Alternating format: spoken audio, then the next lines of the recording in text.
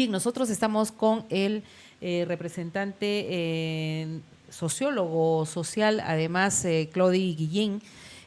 Vamos a conversar con él sobre los temas de feminicidio. Hace el 25, justo hace unos días, estuvimos conmemorando el Día de la No Violencia contra la Mujer. Le damos la bienvenida al sociólogo Clody Guillén. Muy buenas tardes. ¿Cómo está? Buenas tardes. Gracias por la invitación. Bien, muchísimas gracias, sociólogo. Usted es especialista social sobre el tema del feminicidio. Muchas veces tocamos este tema y la gente se hace la pregunta reiteradas veces, ¿qué pasó? Se hace campañas, se hacen marchas, sin embargo, vemos más casos de feminicidio. ¿Cuál es su parecer? Bueno, en realidad sí es importante que la sociedad se sensibilice de este tema, ¿no? A través de campañas, marchas, como tú dices, a través de la posición interesada y priorizada de los medios de comunicación. Pero ocurre que nosotros somos como sociedad víctimas de un momento de violencia que nos ha marcado mucho y nos hace ser también violentos en muchas de nuestras respuestas, ¿no? Frente a situaciones ¿Somos estresantes. un país violenta? En realidad sí, en nuestra constitución como país hemos empezado siendo violentos, ¿no? Por la propia invasión de los españoles.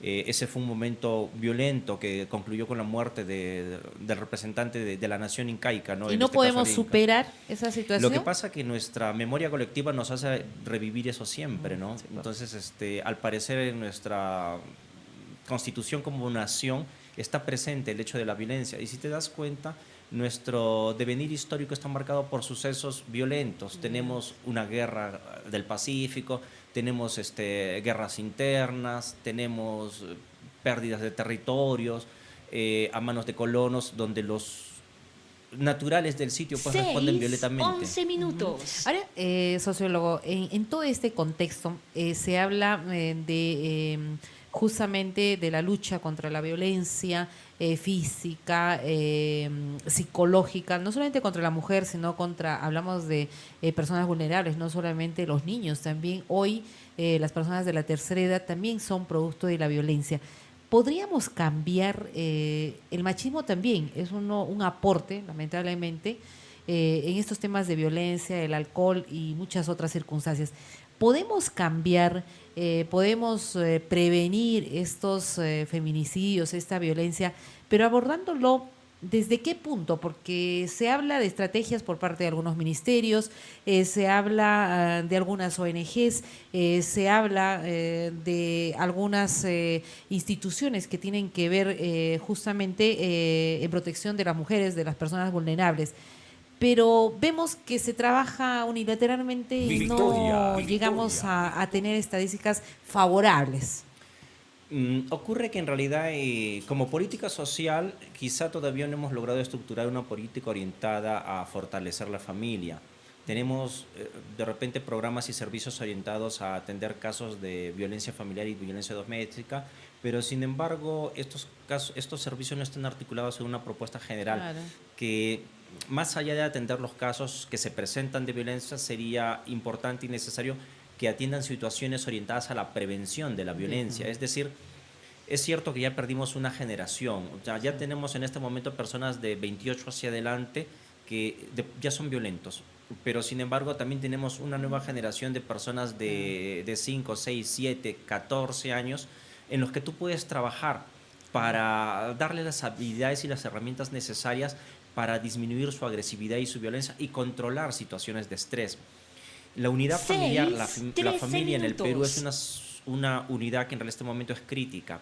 Frente a cualquier estresor externo, la respuesta tanto del padre como de la madre y aún de los hijos es a través de respuestas agresivas. Hoy día tú tienes esposos que sin razón aparente agreden a sus esposas, esposas que sin razón aparente agreden a sus hijos, hijos que sin razón agreden a los padres. Entonces la violencia está como una parte importante, presente en esta dinámica familiar. Pero ¿qué estamos haciendo como sociedad? ¿Qué estamos haciendo como Estado? No estamos haciendo nada. Quizá en el currículo escolar pueda ponerse temas orientados a prevenir la violencia, pero ¿y qué estamos haciendo con la familia? Ese es el problema. Pero ¿y cómo enfocar? Porque efectivamente se habla de algunas políticas, de algunas estrategias, pero no se se abarca en conjunto, porque yo creo que somos muchos los agentes que finalmente generamos la violencia, no solamente en el hogar, en las instituciones educativas el bullying, en los centros de trabajo, una vida estresante que tenemos donde no hay políticas por parte también de las autoridades. Mucho se habla del cemento, de hacer obras, pero no se habla de calidad de vida tampoco. Entonces uno sale a la calle y parece que sale a la defensiva, un tránsito que nos pone histéricos, la situación económica también, que es aportante. ¿Cómo podríamos trabajar en familia, de repente, poder trabajar nuestras emociones, podernos ayudar, poder convivir mucho mejor sin este grado de violencia? Sí, porque se vive muchísimo. Uno habla con el papá, le contesta mal al niño, o el niño contesta ya mal al hermanito, y es toda una cadena. Es todo un círculo de violencia. Mira, te decía, la familia en este momento está en crisis en el Perú. Nosotros hemos conocido una familia en los años 40 que era una familia muy fuerte, muy monolítica, pero hacia los años 70 la familia ha ido descomponiéndose, Sí. ¿no? Y en los 80, a partir de los años 80 ya la familia es otra familia. Tú tienes una familia, digamos por así, que no tiene gobierno sobre las conductas de sus niños, ¿no?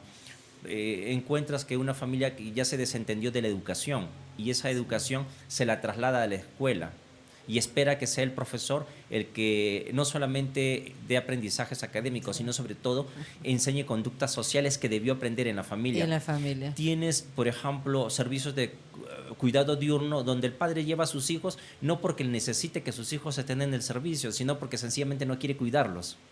Tienes un comedor popular donde de repente no se necesita que el chico esté, pero lo llevas para reemplazar esa responsabilidad que la familia tiene en relación a la alimentación de los niños. Entonces, la familia en este momento está entregando su responsabilidad familiar a diversas entidades. Sí, sí. Y por eso es que cuando se necesita de que la familia se recomponga, existe mucha dificultad, porque el padre ya no entiende que es padre del hijo, y el hijo ya no responde como hijo de este padre, ya no hay ese apego que hace obedecer a las indicaciones de los padres. Los hijos ven como ilegítimo a la autoridad de los padres y por eso es que se vuelven de repente agresivos, de repente contestan, de repente tienen respuestas de diferente tipo y nivel, ¿no? No, y definitivamente lo que usted, sociólogo, dice es cierto, ¿no? Los padres ya han dejado sus responsabilidades de ser padres, ¿no? Muchas veces creen que el colegio les va a enseñar todo y el colegio tiene la obligación de enseñarles valores, de enseñarles todo en su conjunto. Y los padres están omisos en sus obligaciones con los hijos, y eso es cierto. Muchas veces reclamamos, las autoridades no tienen estrategias para ver este tema de la violencia, pero tampoco no estamos haciendo nada por parte justamente del hogar, de la familia. ¿Usted considera que la familia, una familia que está separada, el padre el padre y la esposa contribuyen a que los hijos sean violentos? Bueno, en realidad hay muchos factores que influyen, ¿no? Pero a lo que preguntas, el hecho de que unos padres estén separados no significa que deban influenciar negativamente en los hijos, porque se pierde el vínculo conyugal, pero nunca se debe perder el vínculo parental. El padre siempre va a ser padre y siempre debe estar ahí para el hijo cuando lo necesite. Me refiero padre y madre, o sea, desterremos de una vez la posición machista que es solamente el hombre quien tiene que asumir una responsabilidad en relación a ciertas conductas de los hijos. Por ejemplo, sería interesante de que un padre separado cocine pues para sus hijos, ¿no? Y que sus hijos tengan la oportunidad de comer lo que el padre le está preparando. O sea, hay muchas formas de trabajarlo, pero el Estado tiene responsabilidad en esto, ¿no? El Ministerio de la Mujer, los programas del Ministerio de la Mujer deberían insistir. Y tenemos un montón de programas. Yo no sé a dónde van a parar y cómo están yendo a parar. Se debería insistir en servicios de fortalecimiento de la familia, porque estamos a 2 años de llegar a los 200 años de la independencia. Al centenario. Pero sin embargo, estamos retrocediendo como sociedad. Tú tienes problemas sociales hoy día que antes no tenías. El feminicidio es una expresión de nuestro retroceso como sociedad. Y hoy día tú tienes que los feminicidas ya no son personas muy mayores, son jóvenes que están iniciando una vida conyugal, pero que no tienen pues de repente la suficiente carga de información que les permita trabajar sus propias emociones, ¿no? Y las situaciones estresantes como la falta de trabajo, la falta de una economía que permita mantenerlos, los hace ser violentos y agresivos. adicionalmente, estos son personas que nunca han aprendido a ser tolerantes. Entonces no aceptan que una persona te diga, no, ya no quiero continuar con una relación nociva. Y esta es de repente una de las razones por las cuales estas personas falsamente dicen, si no eres para mí, no vas a ser para nadie. 19 minutos. Aparte de que nuestra cultura nos dice que si tú quieres a alguien tienes que castigarla. Hay muchos elementos en realidad, pero el Estado debería tener una posición, debería tener una política orientada a fortalecer a la familia. Tenemos un plan de acción, pero ¿cuántas entidades le ejecutamos? ¿Cuántas entidades de la sociedad se alinean a ese plan? Y el tema de la prevención, que es muy importante. ¿Cuántos feminicidios va en lo que va del año? ¿Hay estadísticas? En lo que va del año ya son alrededor de 150 feminicidios, 150. ¿No? Y la tendencia es que este año vamos a superar largamente los feminicidios del año pasado. ¿Hay alguna característica que es igual en todos los casos? En realidad la mayor cantidad de feminicidios que se han podido observar son de personas que no han tolerado la ruptura de una relación, ¿no? Entonces estamos hablando de una persona que no tolera la frustración. Y es decir, estamos hablando de personas que no tienen la habilidad social para sobreponerse a la negación, ¿no? A la negativa, a las respuestas que no les satisfacen. ¿Y estas víctimas del feminicidio llegaron a hacer la denuncia? En muchos casos sí. Lo que pasa que es lo que tú decías, la sociedad se está volviendo insensible frente a muchos temas. Tú tienes una mujer que ha hecho 2, 3 denuncias, pero termina muerta a manos de su expareja o pareja. Sí. Entonces la estructura social de prevención y protección está funcionando, no está funcionando. Pero esta estructura está diseñada para personas adultas.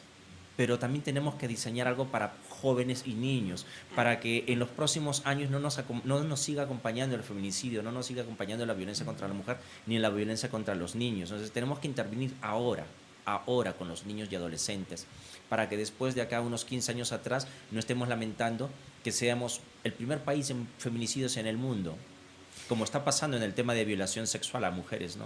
Y muchas veces tras un feminicidio, sociólogo, se dice, bueno, pobre mujer, ahora ya está descansando. Y el hombre bien preso. Y la familia y los niños. Las víctimas son los niños que quedan. Mira, estos niños son una nueva generación de niños en desamparo, porque estos niños han presenciado muchas veces la muerte de su madre. Y son conscientes que el padre está en la cárcel y saben que están solos en el mundo. ¿Cómo es su nueva psicología postraumática? ¿Cómo es su socialidad? ¿Cómo van a responder frente a estresores? ¿Qué sociedad esperamos de ellos? ¿Cuántas víctimas quedan tras los feminicidios? ¿Cuántos niños quedan? Bueno, en realidad, lamentablemente, estos niños son invisibles todavía para el Estado. No tenemos una información que nos diga, que nos permita decir, son 150 mujeres víctimas del feminicidio y son 150 niños víctimas del feminicidio. No, esa data no tenemos, no la tiene ninguna institución pública. Y el Estado debería manejar además esas estadísticas. Es que en realidad sí, porque ¿hay ayuda o no hay ayuda a los niños que quedan después de un feminicidio? Es que en realidad porque no muchas veces se habla de que pobres niños vieron el momento que su madre de repente fatalmente fue víctima de esta violencia por parte del padre. Pero hay que recordar que ellos han venido viviendo continuamente esa violencia. En realidad han aprendido esa violencia. Mira, servicios orientados a ello no hay. El Programa Nacional contra la Violencia Familiar y Sexual, por ejemplo, ayuda, sí, es verdad, porque trabaja en recuperación del daño de estas personas 2, 3, 4, quizás 10 sesiones. Pero ¿y de ahí qué más hacemos? Porque estas personas no solamente es el episodio que vivieron, sino es toda una historia y una secuencia de actos violentos de los cuales ellos... ¿Y que no lo pueden volver a repetir? Es que la violencia es circular. Lamentablemente es uno de los pocos fenómenos que tiene una consecuencia circular. Tú eres víctima de la violencia y tú reproduces violencia. ¿Cómo podría trabajarse? ¿Qué considera usted, sociólogo, debería implementar el Estado justamente con estos niños, las víctimas que quedan tras un feminicidio? Mira, en realidad el Estado peruano tiene estrategias de protección a estos niños, a los niños en general, pero debería especializar sus servicios, algunos de sus servicios, sobre todo en las regiones donde hay más casos de feminicidio como Arequipa, Lima, Loreto, para que estos servicios atiendan la situación que se está presentando con los hijos víctimas de la violencia, ¿no? Ahora, sociólogo, ¿se puede identificar por qué Arequipa, por ejemplo, y Loreto tienen más casos de violencia? En algunos casos se ha buscado como pretexto o excusa el tema del machismo. Machismo. Pero el machismo pues es solo uno de los detonantes. Hay muchos más detonantes que hacen que la persona sea violenta. La frustración es una de ellas, ¿no? El aprendizaje de la violencia es otra, porque la familia en realidad enseña a ser violento. Los lenguajes son violentos. Tú tienes que un padre llega a pedir su comida y nunca dice por favor. No, ni gracias. Ni gracias. Ni gracias. Entonces le estás enseñando a un niño una forma de comportarse que la va a reproducir, quieras o no, la va a reproducir. Entonces necesitamos pues que el Estado, el Ministerio de la Mujer, el INAVIF intervengan en este tema. Entonces, ahora que se ha aprobado el presupuesto para el 2020, este presupuesto no solamente debería destinarse a atender casos de violencia, sino a prevenir violencia. Yo escuchaba y siempre, además lo condeno, el Ministerio de la Mujer siempre, o se atiende cuando ya la mujer murió, ya fue víctima del feminicidio y recién se trata de implementar, hacer algunas estrategias, pero pero antes de, en realidad, se hizo poco. En realidad actuamos así, mire, imagínate que una señorita de 16 años está hoy día en la noche en una discoteca acá en Arequipa y lamentablemente tiene la mala suerte de cruzarse con una persona que le da de tomar algo y la abusa sexualmente. La respuesta es cerrar la discoteca. Sí. Pero esa no puede ser la respuesta. Esa no va a ser la respuesta es prevenir que esta persona no esté a las 2 de la mañana en una discoteca. Y hay una víctima. La respuesta es que los padres se interesen realmente por sus hijos. Y eso es pues fortalecer la familia. Eso se lo me permite. Estamos con comunicaciones al 405479 y al 405480. Adelante, muy buenas noches. ¿Aló? Adelante, la escuchamos. Señorita linda, buenas tardes. Buenas Doctor, tardes. Buenas tardes. Miren, efectivamente, no, usted dice la frustración, y la principal frustración es pues la económica. Cuando no va bien la economía en un hogar, ese hogar pues es un infierno, oiga, no va para adelante ni para atrás. Entonces, lo que se necesita ahí es fortalecer a la familia económicamente, primero. Y ahora también hay programas de fortalecimiento matrimonial, ¿ya? Fortalecimiento matrimonial. Son retiros, ¿no? Para parejas. Por ejemplo, ahora en el verano va a haber un retiro de fortalecimiento matrimonial en la playa, por ejemplo, va a haber, ¿ya? Entonces, se asiste ahí. Yo voy, porque necesito, pues, fortalecer. Estoy bien, pero necesito fortalecer. Entonces, ahí la pareja se reencuentra, están solos unos días, y cuando regresan ahí conocemos el verdadero cariño que nos tienen los hijos, ¿no? Porque el celular no para de llamar, ¿cómo están? ¿Dónde están? ¿Qué han comido? Etcétera. Entonces, sería una medida, ¿no? Un fortalecimiento matrimonial, que eso fortalece a la familia. Doctor, buenas. Bien, muchísimas gracias por su participación. El fortalecimiento matrimonial, bueno, me parece muy importante, pero también se podría de repente tomar en cuenta, priorizar una evaluación psicológica antes de casarse. ¿Podría ser alguno?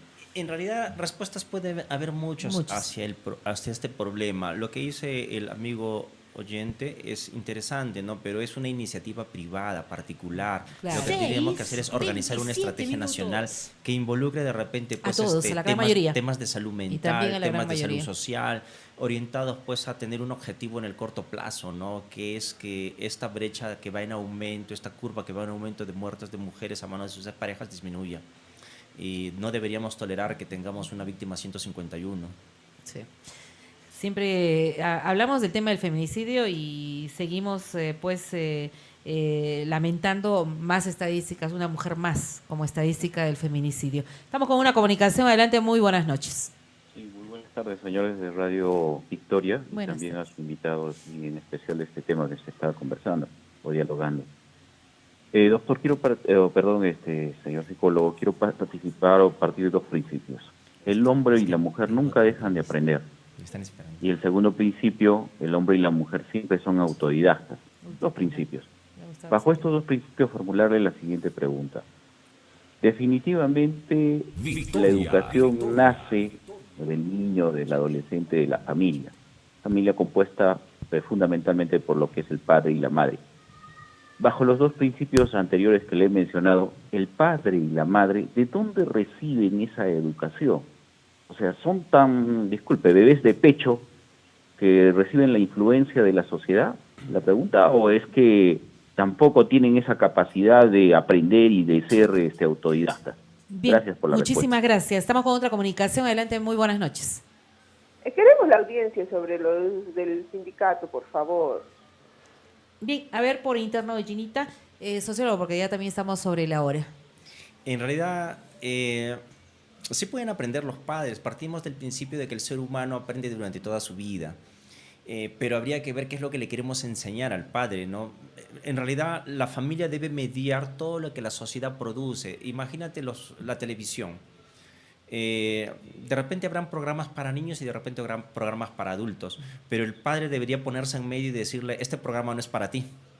Entonces el padre tiene que tomar y recuperar autoridad frente a su niño. Y esto no está pasando, porque en este momento tú ves que los padres están durmiendo y el niño está en el internet o en la televisión viendo lo que desee. Entonces, sí, pues hay programas, deberían haber programas de entrenamiento para los padres, para recuperar su autoridad, pero sobre todo deberían haber entrenamientos para recuperar la responsabilidad paternal, ¿no? Para la parentalidad positiva, para criar bien a los hijos, y esto es lo que nos está faltando, ¿no? Porque muchos padres escogen temas diversos antes que atender bien a sus niños, ¿no? Hay padres, he visto en mi experiencia, hay padres que prefieren darle de comer muy bien a su mascota porque es de raza, pero no darles de comer a sus hijos. Sí, sí. Entonces son temas que se presentan y que te hacen pensar que algo está pasando en la psicología de este padre. Entonces, por eso te digo, la respuesta no puede ser aislada, debe ser una respuesta del Estado en el marco de una política social de fortalecimiento de la familia. Y aquí está llamado el Ministerio de la Mujer como principal actor y también el INAVIF y el Programa Nacional contra la Violencia Familiar como sus actores estratégicos para superar, uno en el caso de la atención de las víctimas y el otro en el caso de la prevención de las conductas de riesgo y la violencia. Bien, sociólogo, muchísimas gracias. Esperemos nuevamente tenerlo aquí en nuestra emisora. Sé que tiene usted otra entrevista, pero yo quiero que usted me diga brevemente, yo sé que hay personas, porque a veces nos dan testimonio, que han sido objeto de violencia y que no se atreven a denunciar. Yo creo que le dé un mensaje breve a esas mujeres que a veces hoy de repente están padeciendo un tipo de violencia psicológica o física. En realidad hay muchos tipos de violencia, ¿no? Hay una violencia económica, una violencia laboral, una violencia sexual, física y psicológica, pero no deberíamos tolerar ningún tipo de violencia, ¿no? Y en todo caso, si cabe la posibilidad, invitar a las personas, varón o mujer, niño o grande, que denuncien los casos de violencia de los cuales son objetos, ¿no? Porque en realidad la única forma de atender y solucionar este problema es que lo conozcamos. Ocultarlo no nos va a ayudar. No va a ayudar. Muchísimas gracias.